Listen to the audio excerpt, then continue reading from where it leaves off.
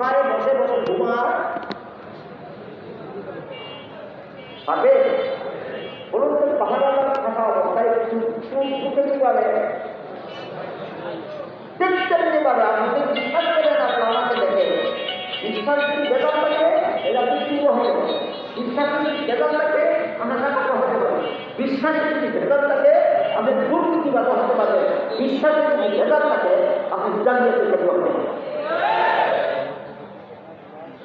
আর এই বিশ্বাসটা যদি জাগ্রত হয় না, তাহলে আপনি কি পারবেন না এটা বোঝার জন্য আরেকটা উদাহরণ। হযরত ইউসুফ আলাইহিস সালামের সাথে অপকর্ম করার জন্য জুলাইখা ইউসুফ আলাইহিসকে একটা হাত কামড়ায় নিয়ে গেছিল, রাজকীয়ভাবে সাজানো হাত। ইউসুফ জুলাইখা দুইজন ছাড়া দুনিয়ার কোন মানুষ সেখানে ছিল না।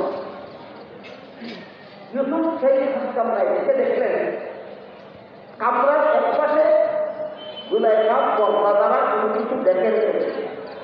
এই যে এখানে পর্দার উপরে একটা দেখা যায় এরকম।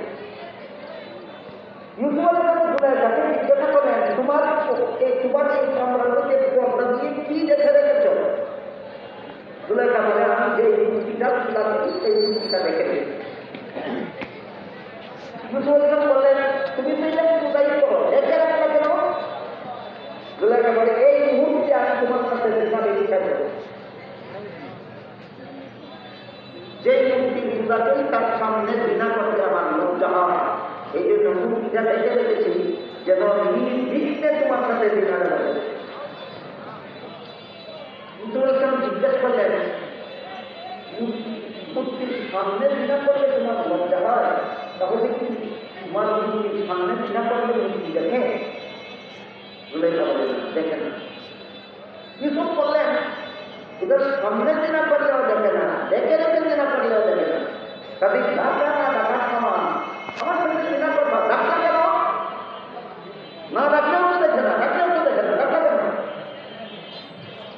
জুলাইখা জবাব দেয়, যদিও আমার মূর্তি তার সামনে ঘৃণা করলে দেখে না ঠিক, কিন্তু যে কারিগর মূর্তিকে বানাইছে তার চোখের মধ্যে দেখার ভক্তি চক্ষু বন্ধ করা অবস্থায় বানাইছে, চক্ষু খোলা অবস্থায় বানাইছে, চোখের মধ্যে দেখার ভক্তি আছে, ভক্তিটার কারণেই তার সামনে ঘৃণা করতে আমার করতে হয়।